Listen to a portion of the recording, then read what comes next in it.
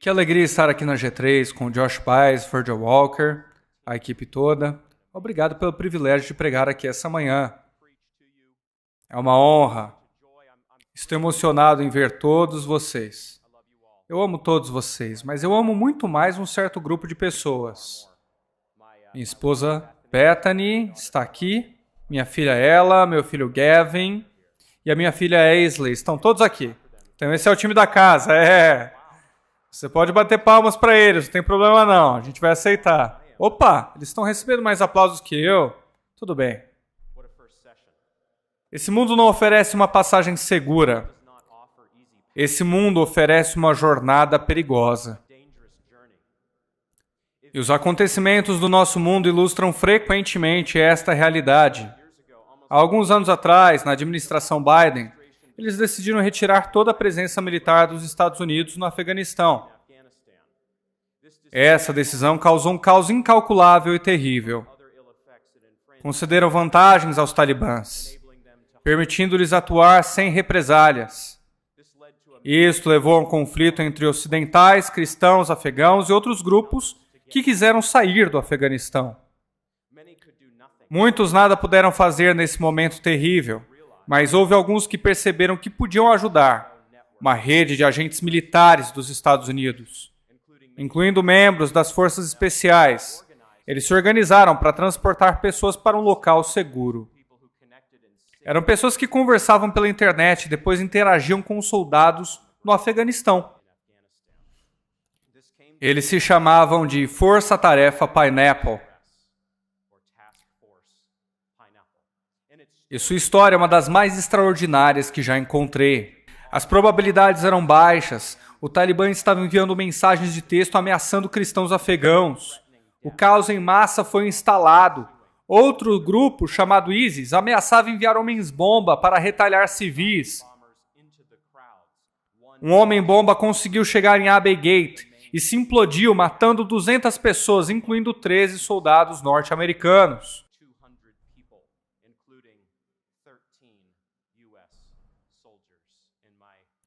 No meu bairro, no Arkansas, onde eu e minha família moramos, há 2 anos, hastearam 13 bandeiras no gramado, em homenagem a esses soldados.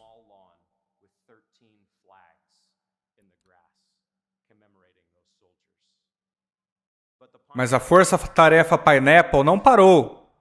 Tirou centenas de pessoas do Afeganistão. Histórias verdadeiras como essa nos lembram de nossa própria jornada.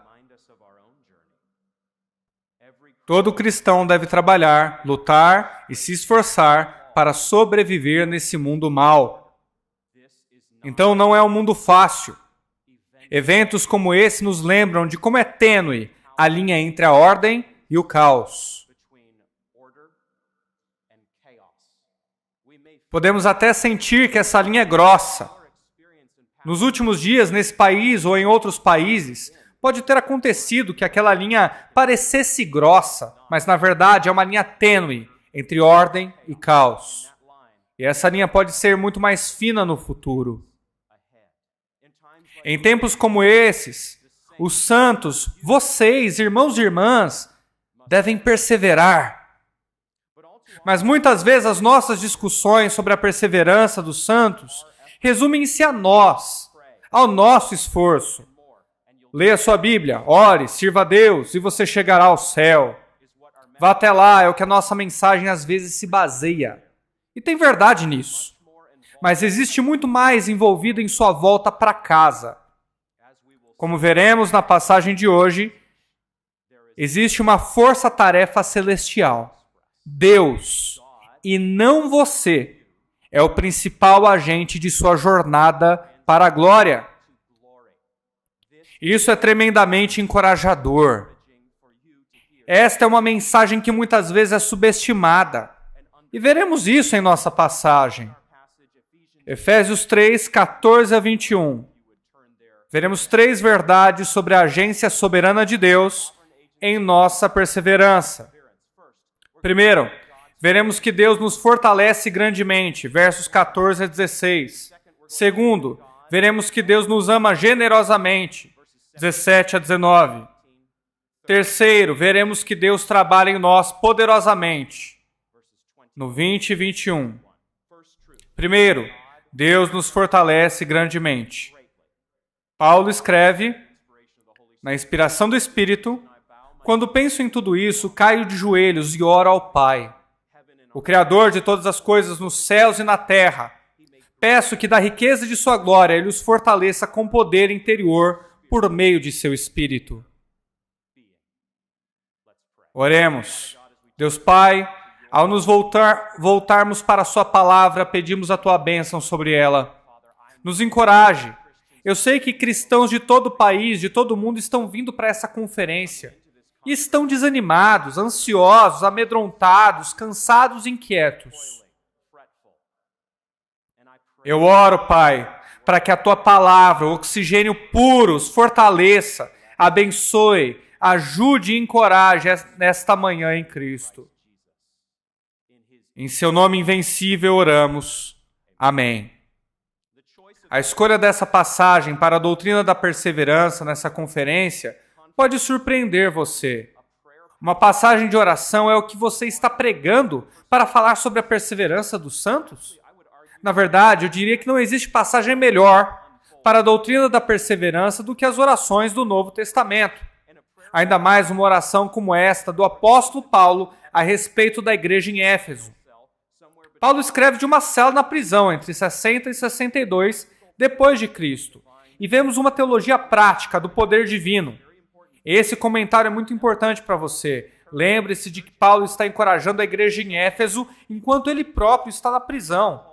Se Paulo consegue escrever o que estamos lendo para elevar os corações e olhos do povo de Deus, então, irmãos e irmãs, sejam quais forem as suas circunstâncias, o que quer que vocês encontrem, vocês conseguem perseverar. Se o apóstolo Paulo conseguiu se concentrar no próximo e em Deus, mesmo na prisão, prestes a morrer pelo nome de Jesus Cristo, então você consegue encontrar tempo para orar, para encorajar outros e se fortalecer na graça que existe em Deus. Esta é uma teologia prática do poder divino, porque a oração é perseverança, ou ainda mais simples, oração é a própria perseverança. Se você está orando, está perseverando. Sua fé pode ser fraca, mas se você ainda está orando, você ainda está perseverando. A oração não é poderosa por causa do quê? A oração é poderosa por causa de quem? A oração, em outras palavras, não é poderosa por causa do que você diz. A oração é uma aliada poderosa por causa de para quem você ora. Você ora ao Pai Todo-Poderoso. Isto é o que Paulo diz. Ele se ajoelha simbolicamente diante de uma pessoa divina, um Deus distinto, unido ao Filho e ao Espírito. Deus o Pai. Este é um ser divino diferente daquele que nossa cultura vende. Alguns de vocês viram recentemente aquele comercial assustador da Apple sobre a eliminação de gás carbônico. Ela diz: se eliminarem o gás carbônico, todos morreremos. Só para constar, a área da ciência não é meu forte, admito, embora eu tenha vários cientistas no hotel onde eu estou. Mas eu posso dizer que nós precisamos de gás carbônico. Meus filhos fazem ensino domiciliar, então eu posso confirmar isso daí. E recentemente eu vi essa propaganda em um vídeo que estava passando no meu computador. E eu quero falar algumas coisas sobre isso, sobre o comercial da Apple. No comercial tem um ser divino, chamado de Mãe Natureza. Pois é o que eles acreditam. A Mãe Natureza. Portanto, a nossa cultura despreza Deus, o Pai. Satanás odeia Deus, o Pai, e quer apagar Deus do mapa. Mas a nossa cultura honra uma pretensa deusa feminina, um Deus de mentira. O anúncio combina adoração à deusa e adoração à tecnologia. Isso não é correto aos olhos dos americanos, ou para alguns pelo menos. Em 2023 adoramos a deusa divina e adoramos a tecnologia. Amamos nossos dispositivos. Bem, Paulo não idolatrou. Paulo dobrou simbolicamente os joelhos, não diante de um falso Deus. E havia muitos deuses falsos em sua época. Ele dobrou os seus joelhos diante do verdadeiro Deus, o Pai. A sua oração reflete a oração de Jesus aos seus discípulos. Respondeu como os discípulos deveriam orar. Jesus diz: Pai nosso que estás no céu. Provavelmente a oração mais famosa da história da humanidade. O Pai é retratado nas Escrituras como um Pai gentil, amoroso, paciente, misericordioso e terno. Ele não é inacessível aos seus filhos. Ele é fácil de encontrar. Ele se deleita com as orações do seu povo. Crente, ele se deleita em suas orações. Ele adora ouvir você orar. Ele acolhe suas orações. Ele não condena e maltrata você por suas orações. Ele não está lá te avaliando como um professor de teologia para ver se cada palavra de sua oração está correta. Ele quer que falemos com ele bíblica e corretamente, claro. Mas ouça, se você tem um relacionamento difícil com o seu pai da terra, e isso te afeta no seu relacionamento com o seu Pai celestial, saiba que o Pai celestial é bom, gentil, terno e acessível. Nossa cultura diminuiu os pais, os apaga e os demoniza. Existe de fato uma guerra contra os homens de hoje. Deixe-te dizer, não acreditem. Nossa cultura perversamente ataca os pais. Eles nem sequer podem ser encontrados. Por exemplo, nos documentos de alguns anos atrás, o Black Lives Matter, aquela instituição, tem muito a dizer sobre as mães, mas nada sobre os pais.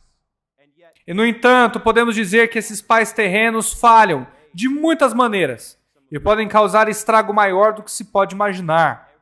Todo pai terreno falha, é verdade. Mesmo assim, eu volto a sua atenção para o Pai Celestial. O Pai Celestial é ao mesmo tempo majestoso, uma autoridade, mas bom e terno. O Pai do céu não é um pai morto. O Pai do céu ordenou que toda a família de Deus estivesse ao seu redor. O Pai quer que seus filhos venham até Ele. Eu lembro-me de ter lido sobre o teólogo Charles Holt, que escreveu muitos livros, dentre elas uma teologia sistemática de tradição reformada. Ainda uma excelente teologia. E ele era conhecido em seu escritório em Princeton, Nova Jersey, por acolher seus filhos. Quando eles entravam em seu escritório, ele escrevia em seu pequeno dispositivo portátil de escrita e frequentemente o deixava de lado para receber os seus filhos. Essa é uma pequena imagem de Deus, o Pai, com você. Deus, o Pai, quer que você entre.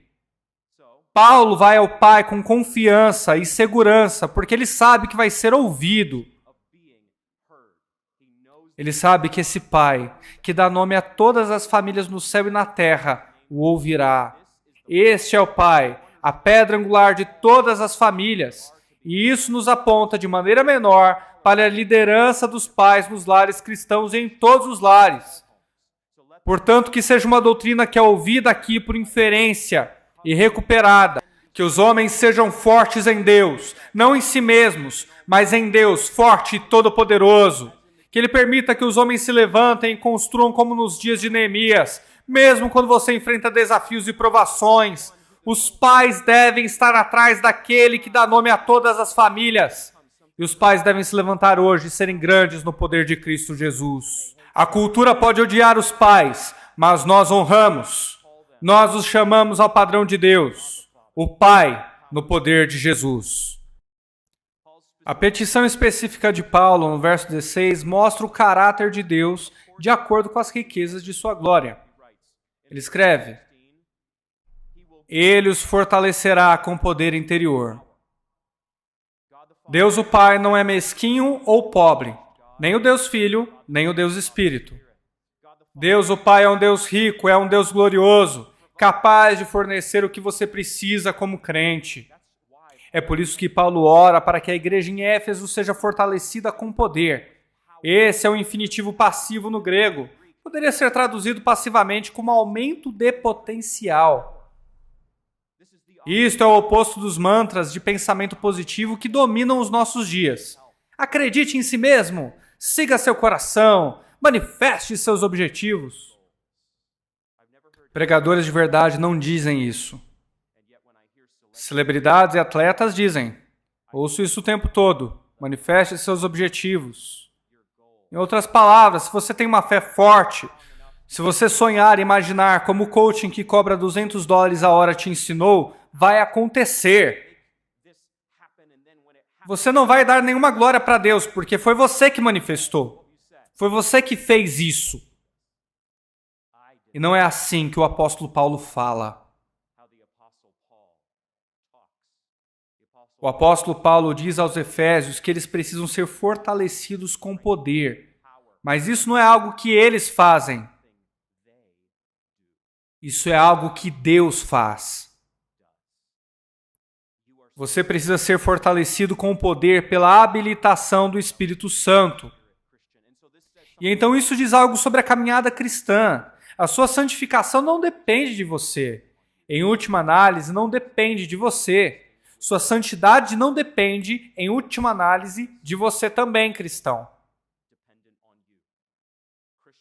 Sua perseverança também não depende de você.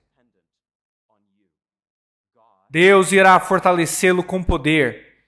Isso não é antinomianismo. Não sou inimigo da lei. Eu sou camisa 10 da seleção de futebol da lei, pode acreditar.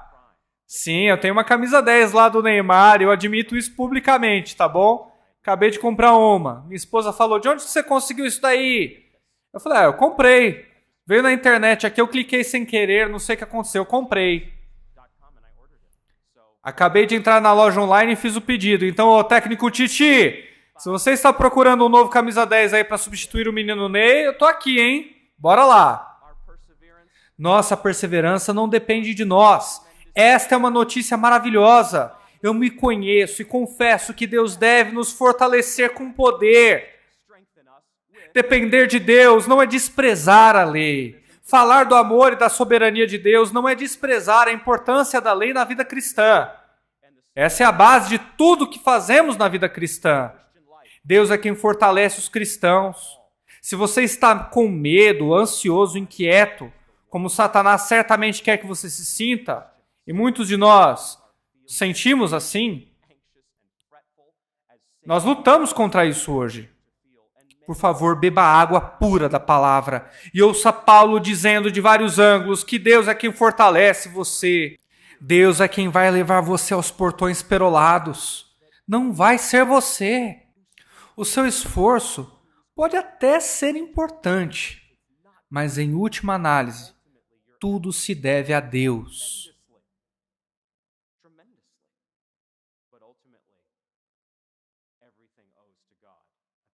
Acho que o Josh já falou isso antes de mim. Isso é muito importante, porque você está sendo atacado por Satanás aqui agora. Você tem pecados reais para combater. Mas Paulo não está orando para que a igreja se encha de culpa. Lutar contra o pecado é apenas uma dimensão da sua batalha espiritual. Ouça! O diabo também está atacando todos os que estão em Cristo Jesus.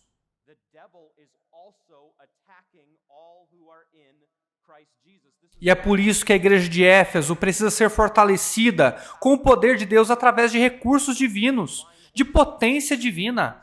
A boa notícia é que esses recursos são plenamente suficientes, porque Deus é o criador de Satanás.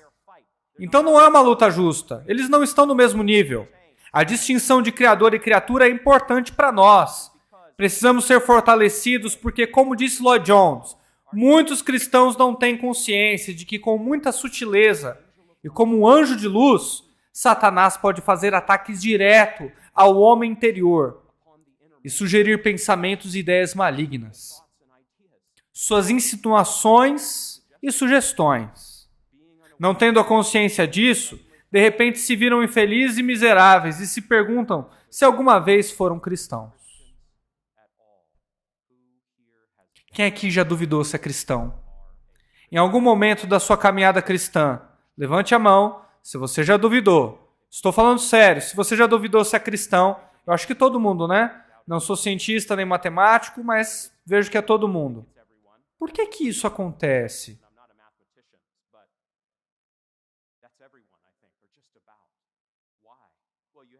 Bem, você tem carne para lutar. Você sabe o que mais você tem para lutar contra? O diabo.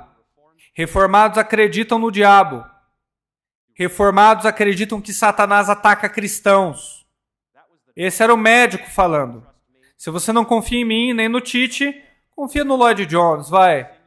Ele afirma que existem pensamentos e ideias malignas em sua mente. Ele faz insinuações e sugestões. Tem pecado envolvido em todos esses processos malignos, com certeza.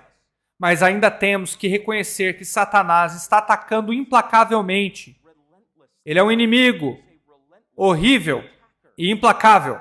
E é para isso que ele vive. Ele não é como nós, que fazemos alguns turnos e precisamos descansar. Precisamos nos recuperar de todos esses ataques, né? Satanás nunca tira uma folga. Incrível, não? Mas é verdade. E isso tem efeito sobre você. Satanás está tentando derrotar a sua fé. Eu quero que você escute que, embora o diabo esteja em seu ouvido, a palavra de Deus é mais forte. Deus fala um tom mais alto sempre. Esta é a parte da razão pela qual você tem que estar na palavra para perseverar, não é? Porque o diabo está no seu ouvido. Ele está sussurrando para você. Ele quer derrotar você, te dizendo que você não é crente. Ele está atacando a igreja toda. Mas ele não terá sucesso por causa do poder de Deus. De fato, você tem que exercer a fé, pois a petição de Paulo é atendida. Precisamos ser fortes em Deus. Sim, somos fracos, mas em Deus somos fortes. Deus nos fortalece em si mesmos. Muitas histórias nos lembram dessa verdade. Uma que adoro é a de Marie Durand. Ela era uma mulher francesa do século XVIII, uma cristã. Sua família era huguenote, uma calvinista francesa. E o seu irmão mais velho, Pierre, era um conhecido pregador e pastor huguenote que acabou sendo morto pela sua pregação. A linha entre ordem e caos é tênue, não é? O pai de Marie era um administrador local que foi preso por 14 anos no início da década de 1730. Marie foi presa na Torre de Constança e ela só foi liberada em 1768. Marie Durand passou 38 anos em uma torre. Todos os dias, autoridades católicas vinham e diziam: abandone suas convicções protestantes huguenotes e confesse lealdade a Roma. Todos os dias, durante 38 anos. E ela dizia: não. Quando ela foi libertada em 1768, as autoridades foram até a sua cela e encontraram uma única palavra riscada na parede com uma agulha de tricô. E a palavra era résister, em francês, cuja tradução é resista. Todos os dias, por lealdade a Jesus Cristo, Marie Durand, essa mulher que eu e você conheceremos na glória, resistiu. Essa é uma pequena imagem de como é ser fortalecido com poder. Essa não é uma história para desfrutarmos em nossos corações e na quietude do nosso quarto de oração apenas. Precisamos de cristãos hoje que sejam fortalecidos com poder pelo Pai, através do Filho no Espírito, e, portanto, que eles resistam às provações. Resista, irmão, ao império de mentiras que está sendo imposto a você na América hoje. Você está sendo instruído a confessar o absurdo como realidade. Estão lhe dizendo que os meninos podem se tornar meninas e que as meninas podem se tornar meninos. Dizendo que todo tipo de amor vale, que não tem distinção entre qualquer desejo sexual, que não existe amor certo e nem amor errado. Na pandemia nos disseram que a adoração coletiva ao Salvador Jesus Cristo não era serviço essencial e muitas igrejas acreditaram e obedeceram. Esse é o império de mentiras em que você e eu vivemos. E fica pior em outros países. Mas eu chamo você no poder de Cristo, na palavra de Deus, para resistir às mentiras. Resistir àquele que está por trás das mentiras. E o seu nome é Diabo. Embora Marie Durand tenha ficado presa por 38 anos, se você e eu formos atacados no Twitter por 38 minutos, acabou pra gente. Acabou o ministério. Se tivermos 38 dias de provação no ministério pastoral, ou algum sinal de fraqueza na igreja local, vão nos expulsar. 38 anos ela ficou presa exteriormente. Mas interiormente, em seu homem interior, como Paulo diz no final do verso 16, homem interior é melhor traduzido como interiormente, ela era forte. Satanás e o mundo podem atacar o homem exterior, até o corpo, podem matar o corpo. Mas o homem interior está seguro. O homem interior está seguro. E Deus é e será sempre aquele que está fortalecendo o seu povo. O que quer que você enfrente, tenha coragem, tenha bom ânimo. Segunda verdade essa manhã, Deus nos ama abundantemente. Deus nos ama abundantemente, versos 17 a 19. Então Cristo habitará em seus corações à medida que vocês confiarem nele. Suas raízes se aprofundarão em amor e os manterão fortes. Também peço que, como convém a todo o povo santo, vocês possam compreender a largura, o comprimento, a altura e a profundidade do amor de Cristo. Que vocês experimentem esse amor, ainda que seja grande demais para ser inteiramente compreendido. Então vocês serão preenchidos com toda a plenitude de vida e poder que vem de Deus. Jesus está em nosso coração, mas que a nossa dependência de Cristo e a consciência de seu amor se aprofundam e se expandem por meio da obra de Deus em nossos corações. Pare de pensar em Jesus como se fosse uma rede Wi-Fi. Descobrimos que Jesus não está fora, mas dentro. Jesus está dentro do seu coração através da fé. A fé é um instrumento. Não é apenas o instrumento da sua conversão, é o instrumento da sua perseverança contínua. Isso significa que o seu cristianismo não depende das suas emoções, impressões místicas, sonhos ou pensamentos. Cristianismo não é sobre o que você gosta. A doutrina não é selecionada de acordo com a sua preferência. É determinado de acordo com a verdade. Fé salvadora, fé sustentadora, ou seja, fé em Cristo. Ele habita em seu coração pela fé. A fé é uma convicção concedida por Deus. A mente e o coração operando juntos, para Deus. Paulo nos ensina a fortalecer a fé aqui. Ele nos dá isso. Mas esse não é o fim da história. Ele sustenta, ele constrói, ele nos ajuda a ver, dia após dia, nublado, o quão vasto é o amor de Deus. A fé fraca vê apenas amor fraco. Se você pensa no amor de Deus como algo pequeno, você pode muito bem ter uma fé salvadora, mas não tem uma fé suficientemente forte no Espírito. A fé forte é aquela que é fortalecida por Deus, que é capaz de ver o amor de Deus, o amor forte. Deus é amor. 1 João 4,10. Isso é vital. Isso é vital na comunidade reformada. Não deixe que a sua consciência do pecado diminua o amor de Deus. O pecado não é maior que Deus. O pecado não é maior que o amor de Deus. O tema de cada pregador aqui representado é principalmente o amor de Deus nas Escrituras. Não é que existam atributos divinos melhores do que outros, ou preferimos alguns e outros não. Mas as Escrituras enfatizam alguns atributos mais do que outros. E elas enfatizam diretamente o amor de Deus. Portanto, isso não classifica esse atributo em primeiro lugar, mas está dizendo, não perca isso de vista, cristão. Ao contrário de tantos seres divinos religiosos, nosso Deus é amor. Existem tantas religiões em todo o mundo onde as pessoas não são profundamente amadas. Percebe? Deus não ama a distância. Deus pode ter padrões, restrições e regras, mas o Deus deles não é amor. Nosso Deus é amor. Amor pessoal. Amor verdadeiro. Não amor de plástico nem artificial. É diferente do nosso amor humano. O amor de Deus é amor em nível máximo.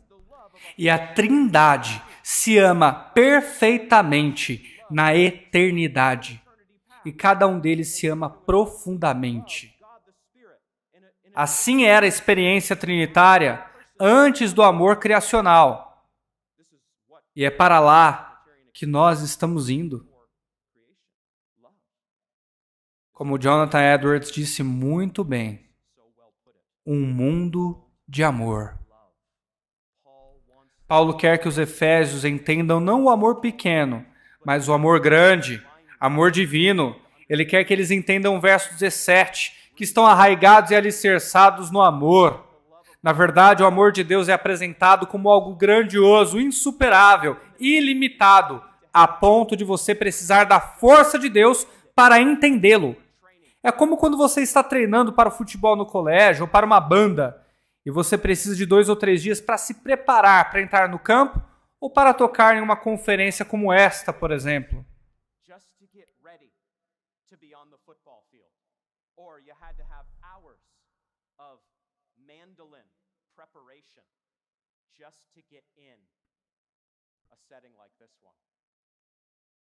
Sério, você precisa ter força dada por Deus apenas para entender o seu amor.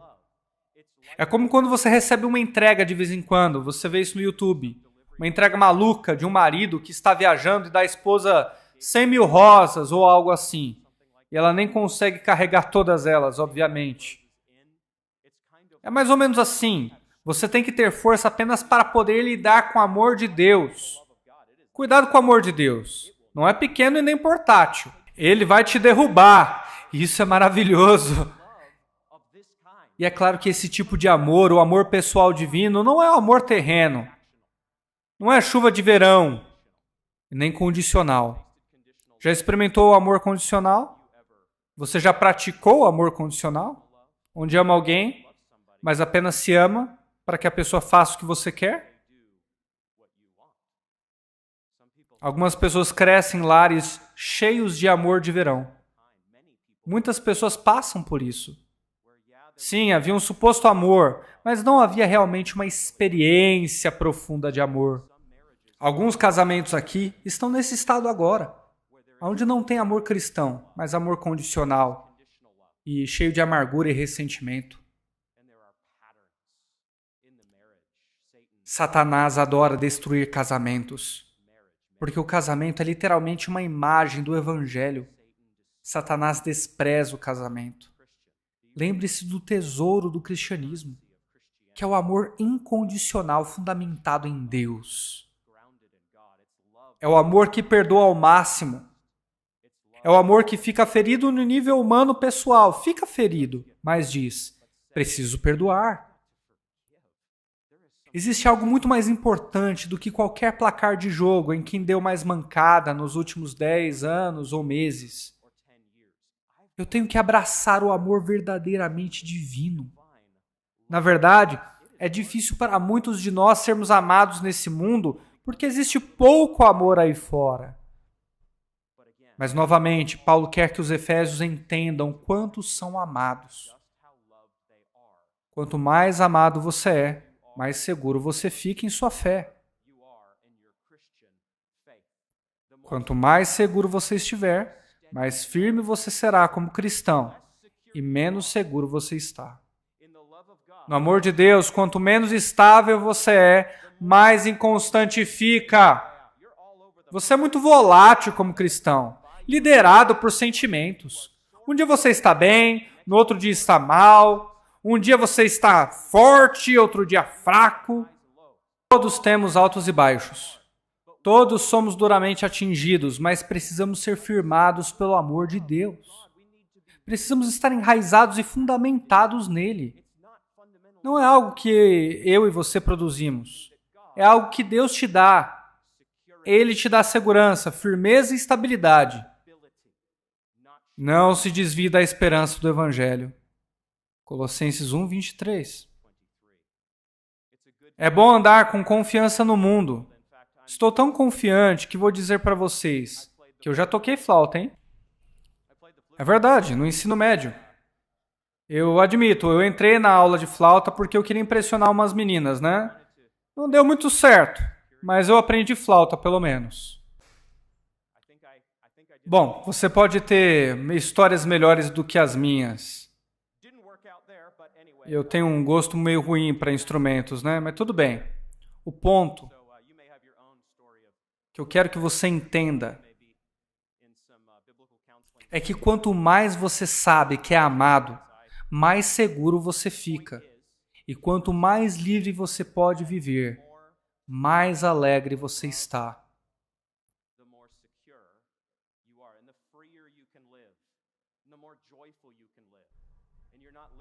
E você não vive uma vida cristã rígida, restrita e legalista, que tira toda a alegria do cristianismo. Você está levando uma vida cristã alegre, de mãos abertas e de coração alegre, mesmo no meio das tempestades. Uma vida que o mundo não entende, não pode entender. Uma vida que não é baseada pelo que você pode ver. É uma vida que depende somente da fé. No verso 19, Paulo diz aos Efésios que deseja que eles conheçam melhor o amor de Deus que excede todo o entendimento. Está além do próprio conhecimento, e não ignora o conhecimento, mas supera o conhecimento. Esse é de fato um amor que tem diferentes dimensões. Ele fala da amplitude do amor de Deus no verso 18, a profundidade do amor de Deus. Somos um novo homem em Cristo Jesus, Efésios 2,15. Deus não ama uma igreja meramente branca na América. Deus ama um povo global de todas as origens e tribos. Isso é meio polêmico hoje em dia, né? De várias maneiras. Mas nós confessamos e ficaremos aqui, aconteça o que acontecer. Porque Deus ama o corpo global de Cristo. E como é lindo ver esse povo representado aqui, nesse evento. Esta é a extensão do amor da qual Paulo fala. É uma afeição pessoal de Deus por nós, que se estende desde a eternidade passada até a futura. Você não fez nada para escolher aqui e agora. O amor de Deus que o agarrou e o salvou está ancorado na eternidade passada. No plano de Deus, Paulo fala da profundidade do amor no verso 18. O custo, em outras palavras, o custo da cruz. Acima de tudo, o ponto importante da história é a cruz de Jesus, onde os pecados de todo o povo de Deus foram anulados e expiados pela morte do Filho. O Filho de Deus bebeu a ira de Deus. O Pai derramou sua ira pelos nossos pecados até a última gota, para que você e eu sejamos completa, perfeita e totalmente perdoados. É isso que te segura, mesmo nos seus dias ruins. É por isso que quando você tem uma semana difícil, quando o casamento está em crise, quando o relacionamento fica difícil na sua família, pai, filho e mãe estão em conflito, é dessa verdade que você precisa. Você precisa conhecer a profundidade do amor de Deus. Você precisa saber o custo que Cristo pagou para dar o seu perdão total. Está tudo perdoado. Não está 99% perdoado. E aí você adiciona 1% pelas suas obras, como diz o catolicismo. Não. A obra expiatória de Cristo é perfeita, é suficiente, está consumada e é definitiva. Por último, Paulo fala da altura do amor de Deus. O amor de Deus desce à terra, é corajoso, poderoso e transformador, mas o amor de Deus também ascende aos céus. O amor nos leva ao próprio Deus. O amor mundano é muito limitado, mas o amor divino é eterno. É o amor que supera o conhecimento. É o amor que enche os cristãos. Mas como Paulo diz no final do verso 19, enche os cristãos. Ele ora para que eles possam ser preenchidos com toda a plenitude de Deus. Essa é a chave para a perseverança. Um preenchimento contínuo da plenitude de Deus. F. Bruce diz: conhecer o amor de Cristo é conhecer o próprio Cristo de maneira cada vez mais profunda. A melhor analogia que posso te dar é o casamento. Casamento é a experiência do amor. Quando você está se preparando para o casamento, sim, quando você ama alguém e espera se casar com ela, você está lá cheio de amor naquele dia. Mas quando você tem 27 anos de casado, você olha para trás e pergunta para o cônjuge: você se lembra quando a gente se amava? Não é? A gente se apaixonou no dia 8 de julho. O amor estava lá e se foi. É assim que deve ser? Não, existe amor. O amor tem que se expandir, o amor tem que crescer. Você ama seu cônjuge no dia do seu casamento, mas seu amor fica cada vez mais intenso e profundo. Apesar do homem gostar do Corinthians, de tênis velho e de comer açaí todo dia, e da mulher ficar comprando bolsa, toalha de mesa, decoração. Homens e mulheres são muito diferentes. Nós, maridos, mal sabemos a diferença entre Renner e Riachuelo.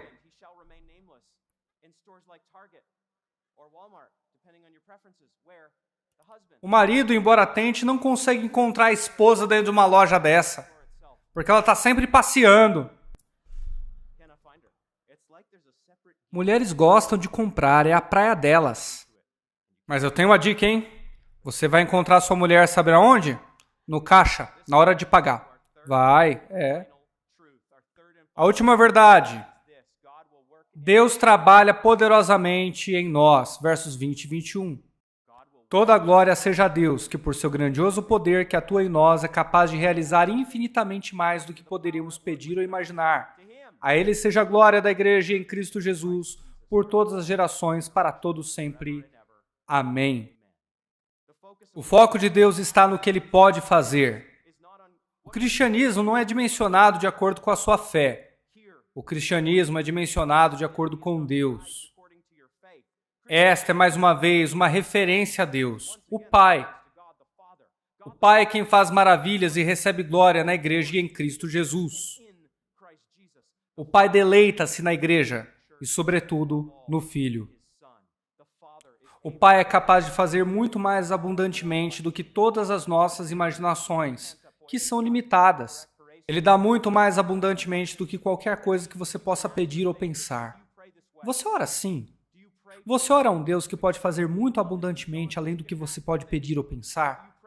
Ou você faz oraçõezinhas enquanto o mundo cai e a América fica cada vez mais difícil de se viver? Como cristão, você ora menos? Estão diminuindo a cada dia?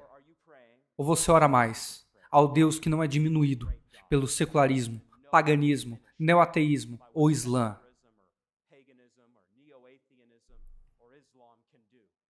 Deus não está ficando menor, cristão. Se a América sucumbir, Deus será o mesmo de sempre.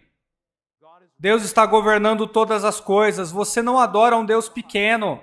Você adora um Deus grande que pode fazer mais, abundantemente além do que você pode pensar. Calvino diz, quaisquer que sejam as expectativas que tivermos das bênçãos divinas, a infinita bondade de Deus excederá todos os nossos desejos e todos os nossos pensamentos. Alguém diz que a linguagem nunca foi forçada e usada até o limite, como nessa doxologia, porque a linguagem ela é inadequada. Ela é boa. A linguagem captura a verdade como Deus deseja. Deus é um Deus que dá a verdade e a revela. Mas a linguagem atinge o seu limite, as suas barreiras, quando Paulo fala sobre o que Deus pode fazer ao seu povo. Este é o seu Deus. Esta é a sua fé. Seja encorajado. Isso não é uma repreensão. Isso é um incentivo. Efésios 3:10 diz que através da igreja, a sabedoria de Deus se fez conhecida. A sabedoria de Deus não é divulgada lá fora, nas salas do poder, nos corredores, entre os estadistas das grandes nações. A sabedoria de Deus é dada a conhecer através da igreja.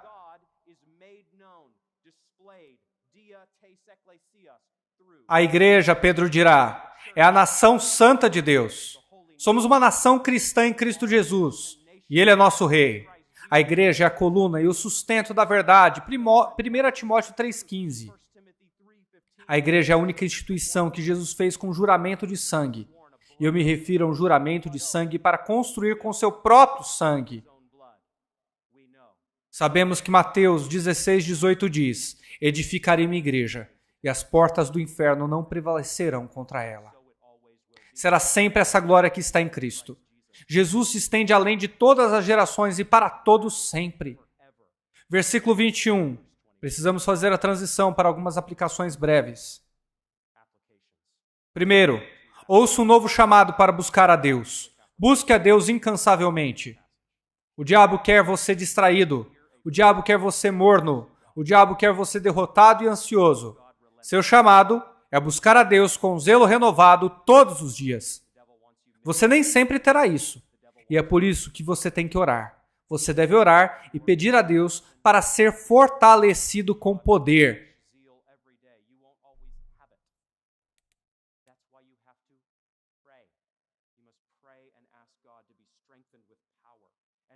Seu trabalho diário é infinitamente importante para Deus. O cuidado de uma mãe com seus filhos é importante para Deus. O trabalho fiel de um marido provedor é importante para Deus.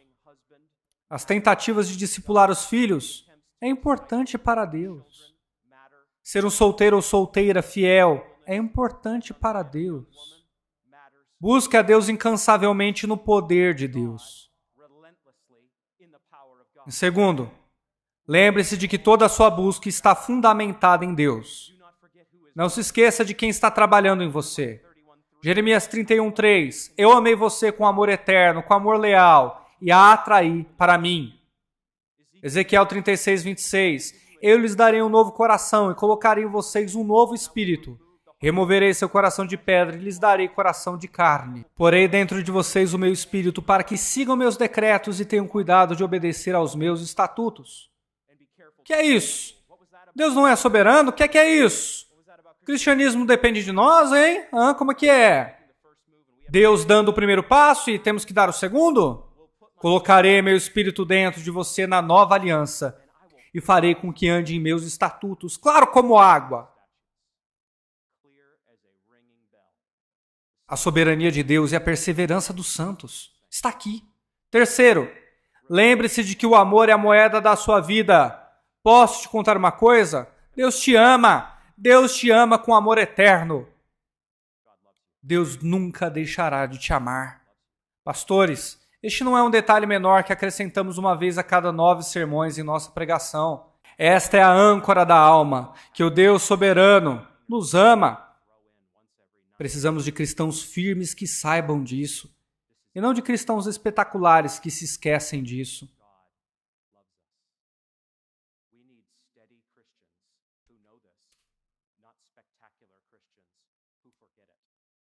Quarto, não esqueça que o amor nem sempre parece amor. Lição profunda das Escrituras. Sim, a exemplo de Jó, de Esther, Daniel, Davi. O amor de Deus chamou esses homens e mulheres fiéis para circunstâncias muito difíceis. E não apenas para uma tarde difícil, da 1 até as 13h15.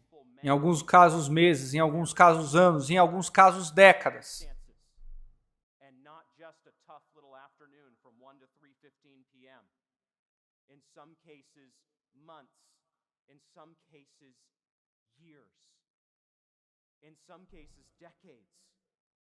Pergunte a Marie Durand como foi sua experiência. O amor nem sempre parece amor. Deus definitivamente lhe dará mais do que você pode suportar, crente. Ele certamente lhe dará mais do que você pode suportar.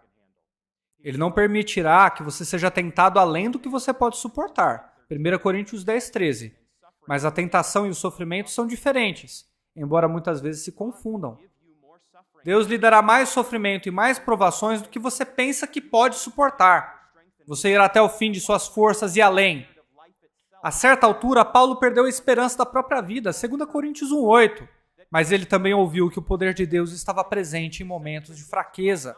2 Coríntios 12:9. Isso não é apenas verdade, é o resumo da vida do apóstolo Paulo. É verdade para você também. O amor nem sempre parece amor, mas Jó foi amado em cada minuto de sua provação. Assim como você, nas suas maiores batalhas. Porque é nelas que Deus está fazendo sua obra mais profunda. Ele está ganhando você do mundo.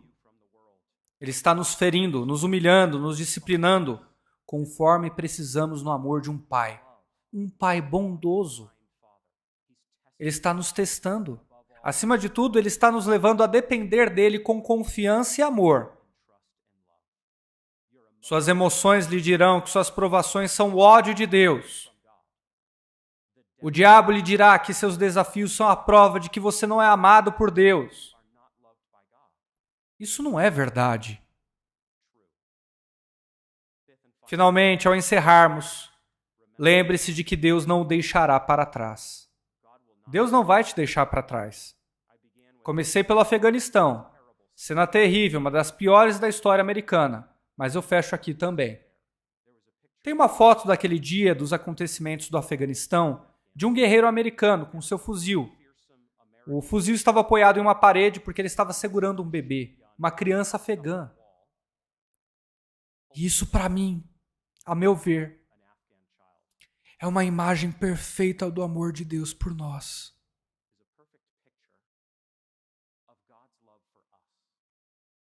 Estamos em guerra. Estamos recebendo mensagens do inimigo para nos desencorajar, para nos eliminar.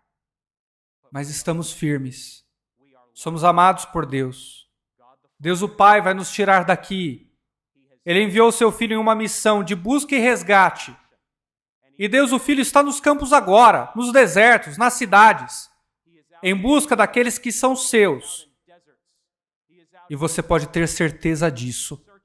Não importa o que os governos façam, os governos perversos façam, ninguém será deixado para trás. Todo cristão escapará. Portanto, persevere, sua fé não falhará. Deus o abençoe.